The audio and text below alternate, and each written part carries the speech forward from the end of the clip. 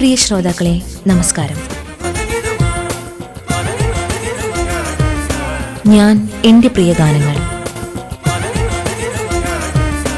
ഇന്ന് ഞാൻ എന്റെ പ്രിയ ഗാനങ്ങളിൽ അതിഥിയായി പങ്കെടുക്കുന്നത് സംവിധായകനും എഴുത്തുകാരനുമായ റിജു നായർ. സ്റ്റുഡിയോയിൽ ഒപ്പം മനേഷ് MP.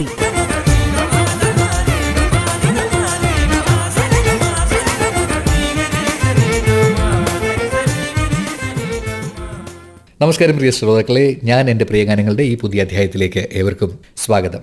എഴുത്തുകാരനും സംവിധായകനുമായിട്ടുള്ള റിജു നായരാണ് ഇന്ന് നമ്മുടെ അതിഥി. അദ്ദേഹത്തിനോട് നമുക്ക് വിശേഷങ്ങൾ എല്ലാം ചോദിച്ചറിയാം. ഇപ്പോൾ കിളിക്കാറ്റാണ് ഏറ്റവും പുതിയ വിശേഷം. കുട്ടികളുടെ സിനിമയാണത്. അത് പറഞ്ഞുകൊണ്ട് നമുക്ക് തുടങ്ങാം. കിളിക്കാറ്റ് ഒരു കുട്ടികളുടെ ചിത്രമാണ്. ഷാനവാസ് പോങ്ങനാടിൻ്റെ കിളിക്കാറ്റ് എന്ന് പറയുന്ന ആ നോവലിനെ ആസ്പദമാക്കിയാണ് ഈ സിനിമ ചെയ്തിരിക്കുന്നത്.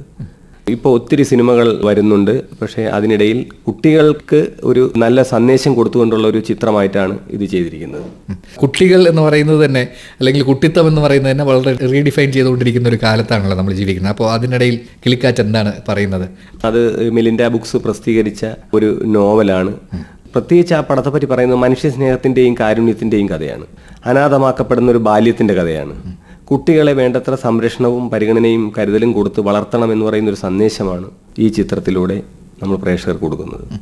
ആരൊക്കെയാണ് അതിൽ അഭിനയിച്ചത്? ഇതിലെ പ്രധാന വേഷത്തിൽ അഭിനയിച്ചിരിക്കുന്നത് MR ഗോപകുമാർ, ശ്രീലത നമ്പൂതിരി, ഇന്ദുലേഖ, ദിവ്യ ശ്രീധർ, പ്രിയങ്ക എന്നിവരാണ്. ഒപ്പം ഒത്തിരി പുതുമുഖങ്ങൾ. ഒരു പുതിയ ബാലതാരത്തിനെ നമ്മൾ അവതരിപ്പിക്കുന്നു, മാസ്റ്റർ വൈഭവ്. അതുപോലെ ഒത്തിരി പുതുമുഖങ്ങൾ, ഏതാണ്ട് ഒരു 15ഓളം പുതിയ അഭിനേതാക്കളെയാണ് ഈ ചിത്രത്തിൽ അണിനിരത്തിയിരിക്കുന്നത്. പൊതുവെ ഇത്തരത്തിലൊരു കുട്ടികളുടെ സിനിമ സംവിധാനം ചെയ്യുമ്പോൾ അത് പ്രേക്ഷകരിലേക്ക് എത്തിക്കാനുള്ളൊരു അങ്ങനെ എന്തെങ്കിലും ബുദ്ധിമുട്ടുണ്ടോ? അതായത് ഇതിൻ്റെ ഒരു നിർമ്മാണം മുതൽ തന്നെ വലിയൊരു പ്രതിസന്ധികളാണ് കുട്ടികളുടെ ചിത്രത്തിനെ പറ്റി പറയാനുള്ളത്. കുട്ടികളുടെ ചിത്രം നിർമ്മിക്കാൻ ആരെയും കിട്ടത്തില്ല. കാരണം ഇത് തിയേറ്ററിൽ ഓടാൻ ബുദ്ധിമുട്ടുള്ളൊരു കാര്യമാണ്. അതുകൊണ്ട് തന്നെയാണ് ഈ കുട്ടികളുടെ ചിത്രം ആൾക്കാർ നിർമ്മിക്കാൻ തയ്യാറായി വരാത്തത്. അതിന് അംഗീകാരങ്ങൾ കിട്ടാനും പ്രയാസമാണ്. സംസ്ഥാന സർക്കാർ തന്നെ അത് വേണ്ടത്ര ഒരു പരിഗണന കുട്ടികളുടെ ചിത്രത്തിന് കൊടുക്കുന്നില്ല. നമ്മൾ ആ പടം പുറത്തിറക്കി കഴിഞ്ഞാൽ അതിന് വേണ്ടത്ര തിയേറ്റർ സൗകര്യങ്ങളോ ഒന്നും കൊടുക്കാറില്ല. അവാർഡുകൾ കൊടുക്കുന്നതിൽ വളരെ ബുദ്ധിമുട്ട് കാണിക്കുന്നു. അങ്ങനെ ഒത്തിരി പ്രശ്നങ്ങളുണ്ട് ഈ കുട്ടികളുടെ ചിത്രം. അപ്പോൾ അത് എടുക്കുന്ന നിർമ്മാതാക്കൾക്ക് ഈ പൈസ നഷ്ടപ്പെടുന്ന അവസ്ഥയാണ് ഉണ്ടാകുന്നത്. പക്ഷേ നമ്മളൊരു മനുഷ്യ സ്നേഹത്തിൻ്റെ കാര്യം പറഞ്ഞ് നല്ലൊരു ചിത്രം പുറത്തു വരട്ടെ എന്ന് കരുതി അങ്ങനെ ചെയ്യുന്നതാണ്. ഇതിനൊക്കെ ഒരു OTT പ്ലാറ്റ്ഫോം ഒക്കെ ഉള്ളൊരു സാഹചര്യമാണല്ലോ ഇപ്പോൾ. അപ്പോൾ അത്തരം സാഹചര്യങ്ങൾ എന്താണ്? അതായത് ഇപ്പം നമുക്ക് തിയേറ്റർ റിലീസ് ചെയ്ത് ആൾക്കാർ ഇതെന്തായാലും തിയേറ്ററുകളിൽ നിറഞ്ഞ് കാണാൻ വരത്തില്ല. അപ്പോൾ നമ്മൾ ഇതിൻ്റെ ക്യൂബിലും UFOയിലും ഒക്കെ അപ്ലോഡ് ചെയ്യുന്നതിന് അതിൻ്റെ എക്സ്പെൻസുകളും കൂടുതലാണ്. അപ്പോൾ തിയേറ്ററുകളിലേക്ക് അങ്ങനെ ഒരു റിലീസ് ചെയ്താൽ എത്രത്തോളം അത് പ്രേക്ഷകരിലേക്ക് എത്തും എന്നുള്ളതിനെ പറ്റി ഒരു സംശയമാണ്. അതുകൊണ്ടാണ് അതിൻ്റെ ഒരു റിലീസിങ് സെൻസർ ചെയ്തു, അതിൻ്റെ ഒരു പ്രത്യേക പ്രദർശനങ്ങൾ നടത്തി എന്നതിൽ കവിഞ്ഞ് അത് തിയേറ്റർ റിലീസിലേക്ക് എങ്ങനെ എത്തണം എന്നുള്ളതിനെ പറ്റി ആലോചനയിലിരിക്കുന്ന കാര്യമാണത്. അപ്പോൾ തിയേറ്റർ റിലീസ് വേണോ അതോ OTT വേണോ എന്നുള്ള അതിനെപ്പറ്റി ആലോചിക്കുകയാണ്. അത് OTTയിലേക്കുള്ളൊരു കാര്യങ്ങളും ആലോചിക്കുന്നു. താങ്കൾ ഒരു എഴുത്തുകാരൻ കൂടിയാണ്. നമുക്ക് കുറച്ച് പിന്നീട് അവിടെ നിന്ന് വരാം. മധുര ഗ്രാമത്തിൽ നിന്ന് നമുക്ക് തുടങ്ങാം. വളരെ ചെറുതിലേ തന്നെ എഴുതി തുടങ്ങി. കുട്ടികളുടെ മാസികയിൽ തന്നെ താങ്കൾ എഴുതി തുടങ്ങിയതാണ്. എങ്ങനെയായിരുന്നു ആദ്യം എഴുതി തുടങ്ങാനുള്ളൊരു പ്രചോദനവും സാഹചര്യവും ഒക്കെ? എൻ്റെ ഗ്രാമം എന്ന് പറയുന്നത് തിരുവനന്തപുരം കൊല്ലം ജില്ലയുടെ ഒരു അതിർത്തി പ്രദേശമാണ് മധുര എന്ന് പറയുന്ന ഗ്രാമം. ഞാനൊരു 80കളിലാണ് ഈ കഥാപരമായിട്ടൊക്കെ എഴുതി തുടങ്ങിയത്. 75ലാണ് ജനിക്കുന്നത്. 80കളാണ് എന്നെ ഒരു സാഹിത്യപരമായും കലാപരമായിട്ടുമൊക്കെ അടുപ്പിച്ചിട്ടുള്ളത്. അപ്പോൾ തിരുവനന്തപുരത്തെ കല്ലറ പാങ്ങോട് എന്ന് പറഞ്ഞ സ്വാതന്ത്ര്യ സമരത്തിന് വളരെ പ്രാധാന്യമുള്ള ഒരു സ്ഥലം. അവിടെ നിന്നും കൊല്ലം ജില്ലയിലേക്ക് കടക്കുന്ന ഭാഗം മധുര എന്ന് പറയുന്ന ഗ്രാമമാണ്. അപ്പോൾ എൻ്റെ വീട് എന്ന് പറയുന്നത് തിരുവനന്തപുരം കൊല്ലം ജില്ലയിൽ, എനിക്ക് തിരുവനന്തപുരം ജില്ലയിലേക്ക് കടക്കാൻ 500 മീറ്റർ ദൂരമേ ഉണ്ടായിരുന്നുള്ളൂ. കൊല്ലം ജില്ലയിലാണ് മധുര എന്ന ഗ്രാമം ഉൾപ്പെടുന്നെങ്കിൽ പിന്നെ അങ്ങോട്ട് ടൗൺ കടക്കലാണ്. അപ്പോൾ കുട്ടിക്കാലം മുതൽ തന്നെ എനിക്ക് ഗാനങ്ങളോടായിരുന്നു ഏറ്റവും താല്പര്യം. റേഡിയോയോടായിരുന്നു ഏറ്റവും താല്പര്യം. റേഡിയോ കൊണ്ടു നടന്ന് പാട്ട് കേൾക്കുന്നുമായിരുന്നു കുട്ടിക്കാലം മുഴുവൻ. പിന്നെ അങ്ങനെ ഒരു കലാഭിരുചി രൂപം കൊണ്ട് കലാരംഗത്ത് പ്രവർത്തിക്കണമെന്നുള്ളത് സ്വന്തമായി ഉണ്ടായ ഒരു തീരുമാനമാണ്. ആരുടെയും അതിൽ വലിയ പ്രചോദനമോ പ്രോത്സാഹനമോ കുട്ടിക്കാലത്ത് അങ്ങനെ ഉണ്ടായതുമില്ല. എന്താണ് ആദ്യം ഒരു എഴുത്ത് ഒരു മാസികയ്ക്ക് അയച്ചു കൊടുക്കുന്നത് എപ്പോഴാണ്? അത് ഞാൻ സ്കൂളിൽ പഠിക്കുന്ന സമയത്ത് ബാലരമയിൽ വിടരുന്ന മുട്ടുകൾ എന്ന് പറയുന്ന ഒരു പങ്ക്തിയിലാണ് ഒരു ചെറിയ കഥ എഴുതിയിട്ടുള്ളത്. അതിൻ്റെ എന്തെങ്കിലും ഓർമ്മയുണ്ടോ ഇപ്പോൾ? അത് ഈ മൃഗങ്ങളും പക്ഷികളും അതുമായി ബന്ധപ്പെട്ട കാട്ടിലെ സംഭവങ്ങൾ വെച്ചിട്ടാണ് അത് എഴുതിയിരുന്നത്. ഓക്കെ. അപ്പോൾ അത് കഴിഞ്ഞതിന് ശേഷം വലുതായി സ്കൂൾ കലോത്സവങ്ങളിൽ, യൂണിവേഴ്സിറ്റി കലോത്സവങ്ങളിലെല്ലാം മത്സരിച്ചു. സ്കൂൾ കലോത്സവങ്ങളിൽ ഭരതനൂർ ഹൈസ്കൂളിലാണ് ഞാൻ പഠിച്ചത്. അവിടുത്തെ കലാപരിപാടികളിലെല്ലാം പങ്കെടുക്കുമായിരുന്നു, നാടകങ്ങളിൽ പങ്കെടുക്കുമായിരുന്നു. പിന്നെ എൻ്റെ അച്ഛൻ ആ സ്കൂളിലെ തന്നെ അധ്യാപകനായിരുന്നു. അപ്പോൾ അങ്ങനെയൊക്കെ ഒത്തിരി നല്ല സന്തോഷം ഉണ്ടാകുന്ന ഒരുപാട് സാഹചര്യങ്ങൾ ആണ് എനിക്ക് കുട്ടിക്കാലത്തുണ്ടായിരുന്നത്. എനിക്ക് സ്റ്റേജിലേക്ക് കയറി അത് പാട്ടൊക്കെ പാടുക എന്ന് പറയുന്നത് ഭയങ്കര ഇഷ്ടമുള്ള കാര്യമായിരുന്നു. പിന്നെ അത് കഴിഞ്ഞിട്ട് നിലമേൽ NSS കോളേജിൽ പഠിക്കുമ്പോഴാണ് എൻ്റെ ഒരു കഥ ആദ്യമായിട്ട് എല്ലാവരും ശ്രദ്ധിക്കപ്പെടുന്ന രീതിയിൽ പുറത്തു വരുന്നത്. അത് കോളേജ് മാസിനിൽ പ്രസിദ്ധീകരിച്ച മോചനാകലെ എന്നൊരു കഥയായിരുന്നു. എന്തായിരുന്നു അതിൻ്റെ ഒരു പ്രമേയം? അത് ഒരു സ്വർണവുമായി ബന്ധപ്പെട്ട ഒരു കഥയാണ്. സ്വർണം പണയം വെപ്പുമായി ബന്ധപ്പെട്ട ഒരു സബ്ജക്റ്റാണ്. അവിടെ നിന്ന് കലോത്സവങ്ങളിലൊക്കെ പിന്നെ കേരളോത്സവങ്ങളിലൊക്കെ നമ്മുടെ ചിതറ പഞ്ചായത്ത് അതുപോലെയുള്ള കേരളോത്സവങ്ങളിലൊക്കെ ഞാൻ പങ്കെടുത്തിട്ടുണ്ട്. അതിലൊക്കെ നിരവധി സമ്മാനങ്ങളും കിട്ടിയിട്ടുണ്ട്, നാടകത്തിനുമൊക്കെ. അത് കഴിഞ്ഞ് പിന്നീട് കഥകളും നോവലിറ്റുകളും ഒക്കെ ആഴ്ചപ്പതിപ്പുകളിലൊക്കെ പ്രസിദ്ധീകരിക്കാൻ തുടങ്ങി. ആ ഒരു സാഹചര്യം എപ്പോഴാണ്? അതായത് ഞാൻ 90കളിൽ തന്നെ സ്വന്തമായിട്ടൊരു മിനി മാസിക ആരംഭിച്ചു. സൗഹൃദം എന്ന പേരിൽ ഒരു മിനി മാസിക, നാടകവേദി, പബ്ലിക്കേഷൻസ്. അപ്പോൾ പുസ്തകങ്ങൾ പ്രസിദ്ധീകരിക്കുക, മാസിക പ്രസിദ്ധീകരിക്കുക, അത്തരം പ്രവർത്തനങ്ങളായിരുന്നു അക്കാലത്തുണ്ടായിരുന്നത്. അപ്പോൾ ഞാൻ തന്നെ പല മാസികകളിലും മിനി മാസികകളിലൊക്കെ കഥകളും കവിതകളും എഴുതുമായിരുന്നു. അതിനുശേഷം ഞാൻ ഇങ്ങനെ ഡിഗ്രി വിദ്യാഭ്യാസത്തിന് ശേഷമാണ് കൂടുതൽ പ്രസിദ്ധീകരണങ്ങളിലൊക്കെ എഴുതി തുടങ്ങിയത്. മംഗളം, മനോരമ, കഥ, സ്നേഹിത, മംഗളാരത്നം, അങ്ങനെ തുടങ്ങിയ കുറേ പ്രസിദ്ധീകരണങ്ങൾ തുടർച്ചയായിട്ട് കഥകളും നോവലറ്റുകളും എഴുതുമായിരുന്നു. അപ്പോൾ അവിടെ നിന്നാണ് പിന്നെ എപ്പോഴും ഒരു സിനിമ മോഹം ഉണ്ടാകുന്നു. അതിനെക്കുറിച്ച് നമുക്ക് പറയാം. അതിനു മുമ്പ് ഒരു പാട്ട് കേൾക്കാം. ഏത് പാട്ടായിരിക്കും? എന്നെ സംബന്ധിച്ച് എനിക്ക് ഏറ്റവും ഇഷ്ടം തോന്നുന്ന ഒരു ഗാനം, കുട്ടിക്കാലം മുതലേ എനിക്ക് ആവേശം ഉണ്ടാക്കുന്ന ഗാനം മനുഷ്യമൃഗം എന്ന സിനിമയിലെ കസ്തൂരി മാൻമിഴി മലർശരമെയ്തു എന്ന ഗാനമാണ്. അത് ശ്രീ പാപ്പനംകോട് ലക്ഷ്മണനാണ് എഴുതിയത്. KJ ജോയിയുടെ സംഗീതം, യേശുദാസ് പാടിയ ആ ഗാനം എന്നും എനിക്ക് ആവേശം ഉണ്ടാക്കുന്ന ഒരു ഗാനമാണ്. അപ്പോൾ എന്തായാലും നമുക്ക് ആ പാട്ട് കേൾക്കാം. ഞാൻ ഈ പാട്ടിന് മുന്നേ സിനിമയിലേക്കുള്ള കടന്നുവരവിനെ കുറിച്ച് നമുക്ക് സംസാരിക്കാമെന്ന് പറഞ്ഞാണ് പാട്ടിലേക്ക് പോയത്. എങ്ങനെയായിരുന്നു സിനിമ ഒരു ആവേശമായി കൊണ്ടു നടന്ന ഒരു കുട്ടിക്കാലം. എല്ലാ തിയേറ്ററുകളിലൊക്കെ പോയി സിനിമകൾ കാണുന്ന ഒരു കുട്ടിക്കാലം. 80കളിൽ വളരെ ചെറിയ കുട്ടിയായിരുന്നപ്പോൾ തന്നെ ഒറ്റയ്ക്ക് സിനിമ കാണാൻ പോകുമായിരുന്ന ഒരു കാലം ഉണ്ടായിരുന്നു. എൻ്റെ വീടിന് തൊട്ടടുത്ത തിയേറ്റർ പാങ്ങോട് രാഗം എന്ന തിയേറ്ററായിരുന്നു, 2 കിലോമീറ്റർ ദൂരം. പിന്നീട് കല്ലറയായിരുന്നു. അവിടെ ഇങ്ങനെ ശരവണ ARS തിയേറ്റർ ഉണ്ടായിരുന്നു. ARS എന്ന് പറയുന്ന നടി അംബികയുടെ തിയേറ്ററായിരുന്നു. അപ്പോൾ അതൊക്കെ നമ്മുടെ സ്കൂൾ കാലഘട്ടത്തിലുള്ള നല്ല അനുഭവങ്ങളാണ്. ഒത്തിരി സിനിമകൾ കാണാൻ പോകുമായിരുന്നു. അത് എന്നിൽ സ്വാധീനം ചെലുത്തുകയായിരുന്നു. സിനിമയിൽ പ്രവർത്തിക്കണം എന്ന് പറയുന്ന ഒരു ചിന്തയിലേക്ക് എത്തുകയായിരുന്നു. അപ്പോൾ കുട്ടിക്കാലത്ത് തന്നെ സംവിധായകൻ ആവണമെന്നുള്ളൊരു ചിന്ത ഉണ്ടാകാനുള്ള കാരണം സംവിധായകൻ ഹരികുമാർ ഞങ്ങളുടെ നാട്ടുകാരനാണ്. അദ്ദേഹം എൻ്റെ അച്ഛനോടൊപ്പം സ്കൂളിൽ പഠിച്ചിരുന്ന അങ്ങനെ ഒരു സൗഹൃദവും ഉണ്ട്.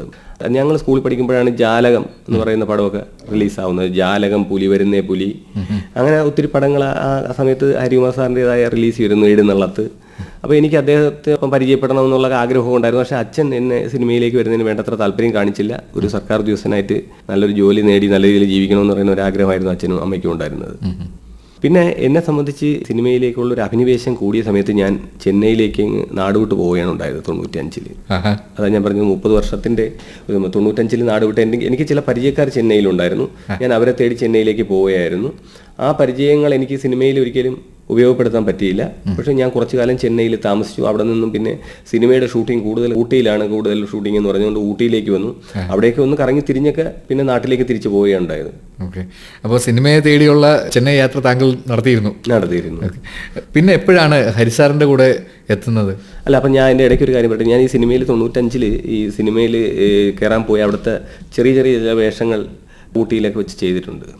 അഭിനേതാവ് എന്ന് പറയുന്ന ഒരു വേഷം പറയാൻ പറ്റില്ല, ഒരു സപ്പോർട്ടിങ് അല്ലെങ്കിൽ ജൂനിയർ ആർട്ടിസ്റ്റ് എന്നൊക്കെ പറയുന്ന പോലെ ആൾക്കൂട്ടത്തിലൊക്കെ ഉള്ള ചില തമിഴ് പടങ്ങളിൽ ഞാനുണ്ടെന്ന്. അതെനിക്ക് സിനിമയിൽ എന്തെങ്കിലും ചെയ്യണമെന്ന് പറഞ്ഞ് നിന്ന് ഇവിടുന്ന് നാട് വിട്ടു പോയ ഒരു സമയത്താണ്.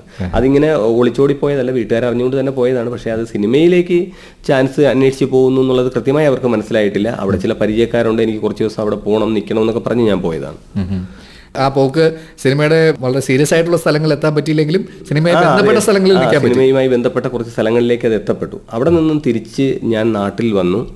പാരലൽ കോളേജ് അധ്യാപകനായിട്ട് പാങ്ങോടും കുമ്മളും പാരലൽ കോളേജുകളിലൊക്കെ പഠിപ്പിച്ചുകൊണ്ടൊക്കെ ഇരിക്കുന്ന സമയത്ത് ഞാൻ വീണ്ടും തുടർച്ചയായി അന്ന് ആകെ കൂടി സിനിമയുമായി ബന്ധപ്പെടാനുള്ള മാർഗം കത്തുകളായിരുന്നു. സിനിമാ രംഗത്തുള്ള പലർക്കും കത്തുകൾ എഴുതിക്കൊണ്ടാണ് അപ്പോൾ അതിലേക്കുള്ള വഴി തുറന്നത്. ഹരികുമാർ സാറിനും കത്തയച്ചിരുന്നു. അങ്ങനെ എപ്പോഴാണ് ഈ ഉദ്യാനപാലകളിൽ എത്തുന്നത്? അപ്പോൾ 96-ൽ ഹരികുമാർ സാറിൻ്റെ ഒരു ഫോൺ നാട്ടിൽ വന്നു. എന്നെ എത്രയും പെട്ടെന്ന് ഇങ്ങനെ റിജു ഒന്ന് കോൺടാക്ട് ചെയ്യണമെന്ന് പറഞ്ഞു. അന്ന് നാട്ടിലാകെ 2 ഫോണേ ഉള്ളൂ. ആ ഒരു ഫോണിൽ വിളിച്ചു. ഒരു തവണ സാറ് വിളിച്ചു, കിട്ടുന്നില്ല. വിളിച്ചു എന്ന് പറഞ്ഞാൽ അവർക്കൊന്നും പറയാൻ പറ്റില്ല. എല്ലാം ഒരുപാട് ആൾക്കാർ അന്വേഷിച്ച് ഫോൺ വരുന്ന കാലമാണ് ഈ 95-96 കാലഘട്ടം. ആർക്കും അങ്ങനെ അധികം ഫോണില്ല. നമ്മളൊരു പ്രത്യേകിച്ച് ഒരു ഗ്രാമപ്രദേശമാണ്. സാർ 1-2 വട്ടം വിളിച്ചിട്ട് അവസാനം അദ്ദേഹം പറഞ്ഞു, ഇനിയെങ്കിലും നിങ്ങൾ പോയി അറിയിച്ചില്ലെങ്കിൽ അയാളുടെ ജോലിയുടെ ആവശ്യമാണ് എന്നാണ് പറയുന്നത്. അല്ലാതെ ഇങ്ങനെ സിനിമയിൽ സഹസംവിധായകനായിട്ട് കൊണ്ടുപോകാൻ വേണ്ടി എന്നൊന്നും പറഞ്ഞല്ല സാറ് വിളിക്കുന്നത്.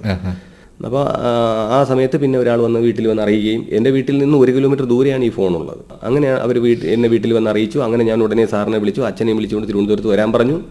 അങ്ങനെ ഞങ്ങൾ വന്നു. അപ്പോൾ സാർ ഇതിൻ്റെ സിനിമാ രംഗത്ത് പ്രവർത്തിച്ചാൽ ഉണ്ടാകുന്ന റിസ്കിനെ പറ്റിയെല്ലാം അച്ഛനോട് പറഞ്ഞ് മനസ്സിലാക്കി. വേറെ ഒന്നും നോക്കുന്നില്ല, നിന്റെ മകനായതുകൊണ്ട് ഞാൻ ഒരു സിനിമയിൽ കൊണ്ടുപോകാം എന്ന് പറഞ്ഞുകൊണ്ടാണ് സിനിമയിലേക്ക് എന്നെ കൊണ്ടുവരുന്നത്. അത് വലിയ പടമായിരുന്നു, ഉദ്യാനപാലകൻ. അപ്പോൾ അതാണ് മമ്മൂട്ടിയും 7 Arts എന്ന് പറഞ്ഞ വലിയൊരു പ്രൊഡക്ഷൻ കമ്പനി, ഛായാഗ്രാഹകൻ വേണു, അസോസിയേറ്റ് ഡയറക്ടർ ലാൽ ജോസ്, തിരക്കഥാകൃത്ത് ലോഹിതദാസ്, അങ്ങനെ എല്ലാം കൊണ്ടും ഒരു വലിയ പടമായിരുന്നു. സാധാരണക്കാരനായ ഒരു ആളിൻ്റെ മമ്മൂട്ടിയെ അവതരിപ്പിക്കുന്ന ഒരു കഥാപാത്രം, അദ്ദേഹത്തിൻ്റെ ചില നിസ്സഹായാവസ്ഥയിലൂടെയാണ് ആ പടം പോകുന്നത്. അപ്പോൾ നമുക്ക് ആ ചിത്രത്തിൽ നിന്ന് ഒരു പാട്ട് കേട്ടാലോ? അതെ, മയ്യഴിപ്പുഴ ഒഴുകി എന്ന് പറയുന്ന ആ പാട്ട് കൈതപ്രം ദാമോദരൻ നമ്പൂതിരി എഴുതി ജോൺസൺ സംഗീതം നൽകി യേശുദാസ് പാടിയ ആ ഗാനം, അതിൻ്റെ ഒറ്റപ്പാലത്തുള്ള ചിത്രീകരണ നിമിഷങ്ങളൊക്കെ എനിക്ക് സത്യത്തിൽ ഇന്നലത്തെ പോലെ ഓർമ്മ വരികയാണ്. മമ്മൂട്ടി ആ സമയത്ത് എൻ്റെ കൈ പിടിച്ച് നടക്കുമായിരുന്നു.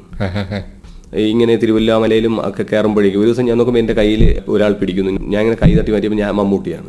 അന്ന് അദ്ദേഹം, എനിക്ക് മമ്മൂട്ടിയോടുള്ള ഒരു സിനിമയിലേക്ക് വരുന്നത് തന്നെ മമ്മൂട്ടിയോടുള്ള ആരാധന കൂടുതലുള്ളത് കൊണ്ടാണ്. എൻ്റെ ആദ്യത്തെ സിനിമ മമ്മൂട്ടിയോടൊപ്പം പ്രവർത്തിക്കുന്നു എന്ന് പറയുന്നത് ഭയങ്കരമായ ഒരു ആവേശമായിരുന്നു. നമുക്ക് മയ്യഴിപ്പുഴ ഒഴുകി എന്നുള്ള പാട്ട് കേൾക്കാം. പിന്നെ ആദ്യത്തെ ആ സിനിമയിൽ സഹസംവിധായകനായി പ്രവർത്തിച്ചു. പിന്നെ ഒരുപാട് സിനിമകളിൽ താങ്കൾ സഹസംവിധായകനായി. ഞാൻ അതിൽ ശ്രദ്ധിച്ച മറ്റൊരു കാര്യമെന്ന് പറയുന്നത്, ഭരത് ഗോപി, ക്യാപ്റ്റൻ രാജു ഇവരെല്ലാവരും സംവിധായകരായപ്പോൾ താങ്കൾ കൂടെ ഉണ്ടായിരുന്നു. ഈ നടന്മാർ സംവിധായകരായപ്പോഴത്തേക്ക് കൂടെ പ്രവർത്തിക്കാൻ എങ്ങനെയാണ് ആ ഒരു തെരഞ്ഞെടുപ്പ് നടന്നത്? അതായത് ഉദ്യാനപാലകൻ എന്ന സിനിമ കഴിഞ്ഞിട്ട് അടുത്തൊരു ചാൻസ് ഇല്ല. 96 ആ പടം കഴിഞ്ഞു. 96 ഡിസംബറിൽ തന്നെ പടം റിലീസ് ചെയ്യുന്നു. അത് കഴിഞ്ഞ് ജനുവരി ഫെബ്രുവരി ഒക്കെ ആയിട്ട് എനിക്കൊരു വർക്കുമില്ല. ഞാൻ ഇപ്പോൾ പാലാൽക്കുളയിൽ രംഗമൊക്കെ വിട്ടു, നാട്ടിലിങ്ങനെ ചുറ്റിത്തിരിഞ്ഞ് നിൽക്കുവാണ് നമ്മുടെ മധുര എന്നുള്ള ഗ്രാമത്തിൽ. അപ്പം എനിക്ക് എന്തെങ്കിലും അടുത്തൊരു ചാൻസ് കിട്ടിയാൽ മാത്രമേ പിടിച്ച് നിൽക്കാൻ പറ്റുള്ളൂ. അങ്ങനെ ഞാനിങ്ങനെ വീണ്ടും കത്തുകളിലൂടെ പലർക്കും കോൺടാക്ട് ചെയ്തുകൊണ്ടിരുന്നു. ആരും അങ്ങനെ അടുപ്പിക്കത്തില്ല. ഇന്നത്തെ പോലെ സിനിമ അത്ര എത്തപ്പെടാൻ എളുപ്പമായിരുന്നില്ല. പക്ഷേ ആ ക്യാപ്റ്റൻ രാജു ആദ്യമായിട്ട് സംവിധാനം ചെയ്യുന്നു എന്നൊരു ന്യൂസ് നാനയിൽ കണ്ടുവന്നു. അങ്ങനെ ഞാൻ അദ്ദേഹത്തിന് കത്തയച്ചപ്പോഴാണ് കൃത്യമായിട്ട് അത് അവർക്ക് മനസ്സിലായില്ല. ഞാനെന്തോ നന്നായിട്ട് ഒരുപാട് കാലമായിട്ട് പ്രവർത്തിക്കുന്ന ഒരാളെന്നുള്ള രീതിയിലാണ് എന്നെ വിളിച്ചു വരുത്തിയത്. ഇവിടെ ഫോൺ വിളിച്ചു, ക്യാപ്റ്റൻ സാർ തന്നെയാണ് ഫോൺ വിളിച്ചത്. ഇങ്ങനെ ഒരാൾ വിളിച്ചു എന്ന് പറഞ്ഞ് നാട്ടിൽ അത് പഴയതുപോലെ തന്നെ ഫോൺ വിളിച്ചപ്പോൾ ഒരാൾ തിരക്കി വന്നു. ഞാൻ പോയി സാറിനെ വിളിച്ചു, തിരുവനന്തപുരത്തേക്ക് എത്താൻ പറഞ്ഞു. പക്ഷേ എത്തിയപ്പോൾ അവർക്ക് വളരെ എക്സ്പീരിയൻസ് ആയിട്ടുള്ള ഒരു അസിസ്റ്റന്റ് ഡയറക്ടറെയാണ് വേണ്ടത്. അപ്പോൾ അന്ന് ഇപ്പോഴത്തെ സംവിധായകരായ ജോണി ആൻ്റണി, ബോബൻ സാമുവൽ, GB മാള അവരെല്ലാം ഉണ്ട്.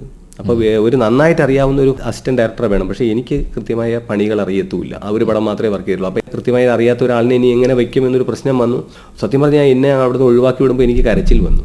എന്നെ നാട്ടിൽ നിന്നിങ്ങനെ ക്യാപ്റ്റൻ രാജു വിളിച്ചു. അത് അങ്ങനെ ബസ് കയറിയൊക്കെ ഇവിടെ വന്നിട്ട് തിരിച്ചു പോകുന്ന രംഗം വളരെ വിഷമമായിരുന്നു. പക്ഷേ ക്യാപ്റ്റൻ എൻ്റെ ഒരു വിഷമം മനസ്സിലാക്കിയിട്ട് എന്നെ തിരികെ വിളിച്ചു. താഴോട്ട് ഇറങ്ങുമ്പോഴത്തേക്ക് എൻ്റെ കണ്ണ് നിറഞ്ഞിറങ്ങി പോകുന്ന എന്നെ തിരിച്ച് വിളിച്ചിട്ട് അവരോടെല്ലാം പറഞ്ഞു, എന്തായാലും നമ്മുടെ പടം ഇത്രയും പണം ചിലവഴിച്ച് ചെയ്യുന്നു, ഒരാളും കൂടെ നിൽക്കട്ടെ, അവനെ വിഷമിപ്പിച്ച് വിടണ്ട എന്ന് പറഞ്ഞുകൊണ്ട് എന്നെ ആ പടത്തിൽ പങ്കെടുപ്പിക്കുകയായിരുന്നു. ക്യാപ്റ്റൻ രാജുവിൻ്റെ ആ പടത്തിൽ അഭിനയിച്ച രാജൻ പി ദേവ് ആ സമയത്ത് എന്നോട് പറഞ്ഞായിരുന്നു, അടുത്തൊരു പടം ഞാനും ഒരു പടം സംവിധാനം ചെയ്യാൻ പോകുന്നു, അതിൽ നിനക്കും കൂടെ ഒരു ചാൻസ് ഉണ്ടെന്ന് പറഞ്ഞു. അങ്ങനെയാണ് അച്ചാമ്മക്കുട്ടിയുടെ അച്ചായൻ എന്ന പടത്തിലേക്ക് എത്തുന്നത്. അതും ഇതേപോലെ ഒരു പ്രശ്നമുണ്ട്. അവിടെ ആൾക്കാരുണ്ട്, 10 പേര് അസിസ്റ്റന്റ് ഡയറക്ടറുണ്ട്. ഒരു സിനിമയ്ക്ക് ഒരു 4-5 പേരോ മതിയെന്ന്. പക്ഷേ അതും ഇതുപോലെ പ്രതിസന്ധി വന്നു. ഞാനിവിടുന്ന് നാട്ടിൽ നിന്നും പോയി ചേർത്തല ചെല്ലുമ്പോൾ അവിടെ ആൾ കൂടുതൽ, എന്നെ ഒഴിവാക്കി വിടാൻ ശ്രമിക്കുന്നു. പക്ഷേ എങ്കിലും രാജൻ പി ദേവ് അവസാനം കൂടെ നിൽക്കട്ടെ എന്ന് തീരുമാനമെടുക്കുന്നു. അങ്ങനെയാണ് ആ പടവും ചെയ്തത്. അതിനുശേഷം ഭരത് ഗോപി സാറിൻ്റെ കൂടെ വർക്ക് ചെയ്യാനുള്ളൊരു അവസരം വരുന്നു. ഞാൻ അതിനെ തുടർന്ന് പിന്നീട് TV സീരിയലുകളിലേക്കാണ് വരുന്നത്. വംശം എന്ന് പറയുന്ന സീരിയൽ, വംശം ശ്രീകുട്ടൻ സാർ സംവിധാനം ചെയ്യുന്ന സീരിയലിലാണ് ആദ്യം അസിസ്റ്റൻ്റായിട്ട് വരുന്നത്. അതിനെ തുടർന്ന് കാവാലം നാരായണ പണിക്കർ സാർ ഒരു സീരിയൽ സംവിധാനം ചെയ്തു, നാടോടി വട്ടം. അതിലും അസിസ്റ്റൻ്റായിട്ട് വർക്ക് ചെയ്തു. പിന്നീട് ഭരത് ഗോപി സാറിൻ്റെ കൂടെ നർമ്മപുരാണം എന്ന് പറയുന്ന ഒരു സീരിയലിൽ അസിസ്റ്റന്റ് ഡയറക്ടറായിട്ട് വർക്ക് ചെയ്തു. അപ്പോൾ പേര് കേട്ട ആൾക്കാരുടെ കൂടെ വർക്ക് ചെയ്യാൻ പറ്റിയതിൻ്റെ ഒരു ഞാൻ ഏതാണ്ട് ഒരു 20 വർഷം, 1, 2, 5, 10 വർഷം, 20 വർഷം തുടർച്ചയായിട്ട് സഹസംവിധായകനായിട്ട് പ്രവർത്തിച്ചു. ഈ സമയത്തെല്ലാം എഴുത്ത് കൂടെ ഉണ്ടായിരുന്നു എന്നാണ് ഞാൻ മനസ്സിലാക്കുന്നത്. അതെ, തീർച്ചയായിട്ടും. ഈ സഹസംവിധായകനായിരിക്കുന്ന ഒരു വലിയ ഇടവേളകളുണ്ടല്ലോ, ആ സമയത്താണ് ഇങ്ങനെ മാസികകളിലൊക്കെ എഴുതിക്കൊണ്ടിരുന്നതും പുസ്തകങ്ങളൊക്കെ റിലീസ് ചെയ്തതും ഒക്കെ ആ സമയങ്ങളിലാണ്. 2 നോവലുകളാണ് താങ്കൾ എഴുതിയിട്ടുള്ളത്. ആ നോവലുകളുടെ ആ ഒരു എഴുത്തിൻ്റെ ഒരു സമയവും അതൊക്കെ ഒന്ന് പറയാമോ? എൻ്റെ ഒരു വലിയ നോവലായിട്ട് പുറത്തിറങ്ങിയിട്ടുള്ള ഒന്നിങ്ങി വന്നെങ്കിലാണ്. മെലിൻഡ ബുക്സാണ് അത് പ്രസിദ്ധീകരിച്ചത്. നേരത്തെ അതൊരു മംഗളം വാരിക പ്രസിദ്ധീകരിക്കാനായിട്ട് ഇരുന്ന ഒരു നോവലാണ്. പക്ഷേ മംഗളം വാരികയിലേക്ക് ഈ കഥ എഴുതാൻ വേണ്ടി, എന്നെ നോവൽ എഴുതാൻ വേണ്ടി വിളിക്കുകയും ഞാൻ അവരുടെ താല്പര്യപ്രകാരം കോട്ടയത്ത് താമസിച്ചിരുന്ന് എഴുതുകയൊക്കെ ചെയ്തു. പക്ഷേ അവരുടെ ആ നോവലിൻ്റെ ഒരു പാറ്റേൺ എനിക്കത്ര വശമായില്ല. അപ്പോൾ അത് എഴുതുന്നത് വീണ്ടും വീണ്ടും മാറ്റി മാറ്റി എഴുതാൻ പറഞ്ഞ് 2-3 വട്ടം മാറ്റി എഴുതി. എന്നിട്ടും അത് അങ്ങോട്ട് അവർക്കത് അത്ര ഇങ്ങോട്ടൊരു സാറ്റിസ്ഫാക്ഷൻ കിട്ടുന്നില്ലായിരുന്നു. അങ്ങനെ പിന്നെ ഞാൻ തിരിച്ചു പോന്നു. ഇനി എന്നെ കൊണ്ട് മാറ്റി ഇനി അവരുടെ രീതിയിലേക്ക് എഴുതാൻ പറ്റാത്തൊരു സാഹചര്യം വന്ന് ഞാൻ തിരിച്ചു വരുന്നു. പിന്നീട് അത് മെലിൻഡ ബുക്സ് അത് നോവലായിട്ട് പുറത്തിറക്കി. അതിൻ്റെ ഏറ്റവും വലിയ പ്രത്യേകത എന്താണെന്ന് വെച്ചാൽ ആ നോവൽ പിന്നീട് സീരിയലായി.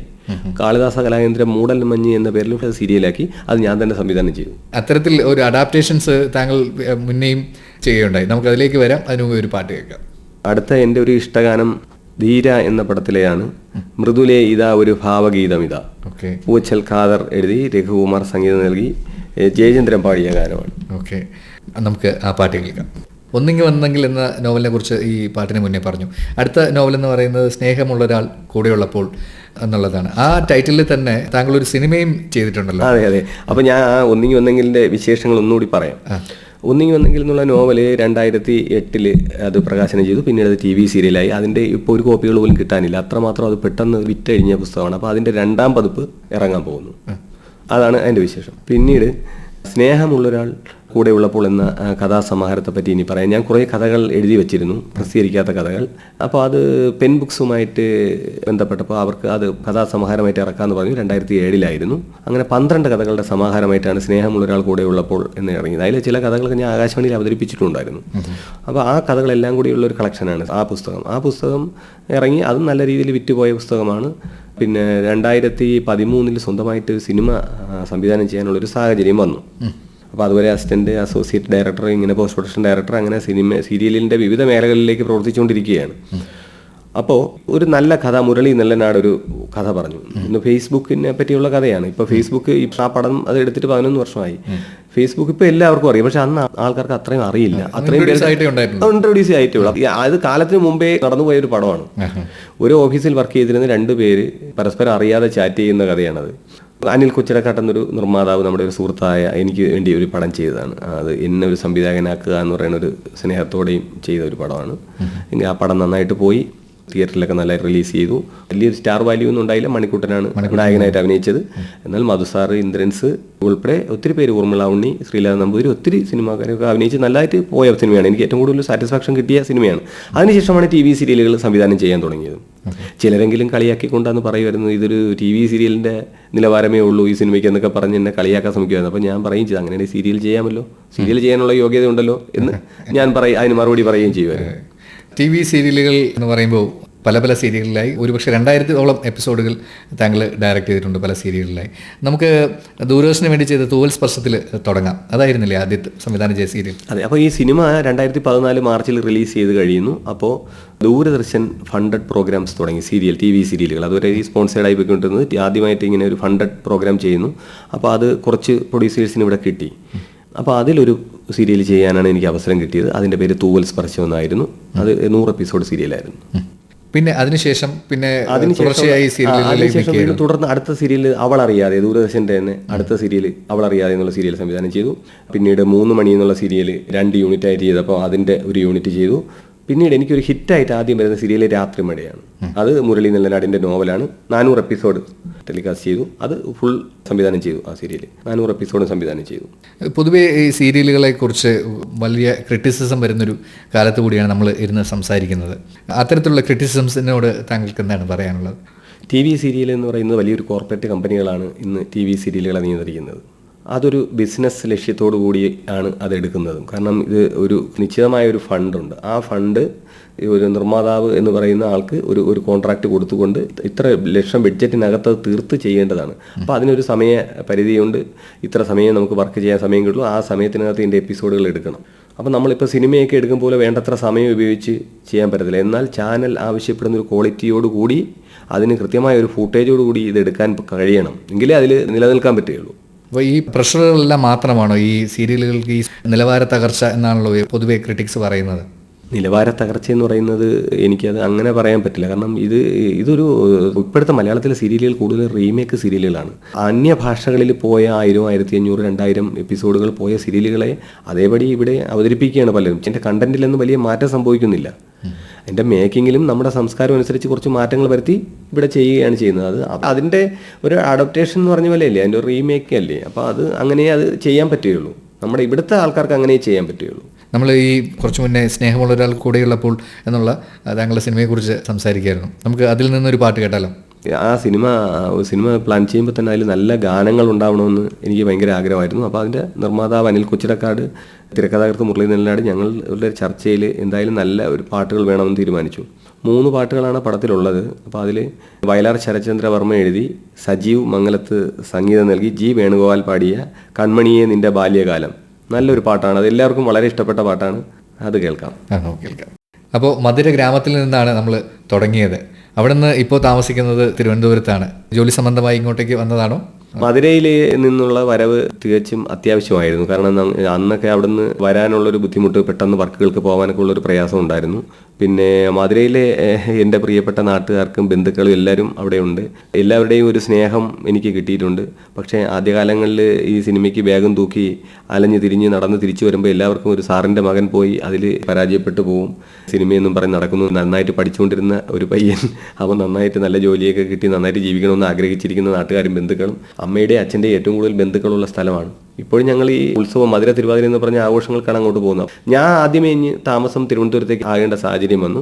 10 വർഷം മുമ്പാണ് ഫാമിലി എല്ലാവരും കൂടി ഇങ്ങോട്ട് വന്നത്. അച്ഛൻ നടന്ന സ്കൂൾ അധ്യാപകനായിരുന്നു, അദ്ദേഹം മരിച്ചുപോയി. പിന്നെ അമ്മ കൂടെ ഉണ്ട്. പിന്നെ എൻ്റെ ഒരു സഹോദരി മടവൂരിൽ താമസിക്കുന്നു. ഇവിടെ ഇപ്പോൾ തിരുവനന്തപുരത്ത് തച്ചോട്ടുകാവുന്ന സ്ഥലത്താണ് ഒരു വീട് വെച്ച് താമസിക്കുന്നത്. വീട്ടിലിപ്പോൾ അതാ പറഞ്ഞു വന്നത്, വീട്ടിലെ അമ്മയുണ്ട്. അമ്മയുടെ പേര് സുഭദ്ര എന്നാണ്, ഭാര്യയുടെ പേര് സിന്ധു എന്നാണ്, മകളുടെ പേര് പ്രതീക്ഷ എന്നാണ്. അവൾ കോട്ടൺ ഹിൽ സ്കൂളിൽ 8ാം ക്ലാസ്സിൽ പഠിക്കുന്നു. ഓക്കെ. അപ്പോൾ സിനിമയും സീരിയലുകളുമായി തിരക്കിൽ നിന്ന് ഒരല്പസമയമാണ് നമുക്ക് കിട്ടിയിരിക്കുന്നത്. എന്താണ് ഇനി അടുത്ത സിനിമയാണോ സീരിയലാണോ? ഞാനിപ്പോൾ പുതിയ സീരിയൽ ചെയ്യുന്നുണ്ട്. അതോടൊപ്പം അടുത്തൊരു സിനിമ ചെയ്യണമെന്നുള്ള ആഗ്രഹിക്കുന്നു. കാരണം സിനിമയിലേക്ക് എത്തപ്പെട്ടിട്ട് നല്ല സിനിമകൾ ചെയ്തു പോകണമെന്നാണ് ആഗ്രഹിക്കുന്നത്. 2 സിനിമകളെ ചെയ്യാൻ സാധിച്ചുള്ളൂ. അതിൽ സന്തോഷമാണ്. 2 സാറ്റിസ്ഫാക്ഷൻ കിട്ടിയ സിനിമകളാണ്. അടുത്ത നല്ലൊരു സിനിമയ്ക്ക് വേണ്ടിയുള്ള ചർച്ചകൾ നടക്കുകയാണ്. എന്തായാലും വരാനിരിക്കുന്ന സിനിമയ്ക്കും ഇപ്പോൾ സെൻസർ കഴിഞ്ഞിരിക്കുന്ന കിളിക്കാറ്റിനും എല്ലാ ആശംസകളും നേരുന്നു. ഇത്രയും നേരം നമ്മളോടൊപ്പം പങ്കെടുത്തതിന് നന്ദി. നമസ്കാരം. എല്ലാ ശ്രോതാക്കളോടും ഉള്ള നന്ദി അറിയിക്കുന്നു. എന്തായാലും ആകാശവാണിയിൽ ഇങ്ങനെ ഒരു പ്രോഗ്രാമിൽ പങ്കെടുക്കാൻ കഴിഞ്ഞതിലുള്ളൊരു സന്തോഷം അറിയിക്കുന്നു.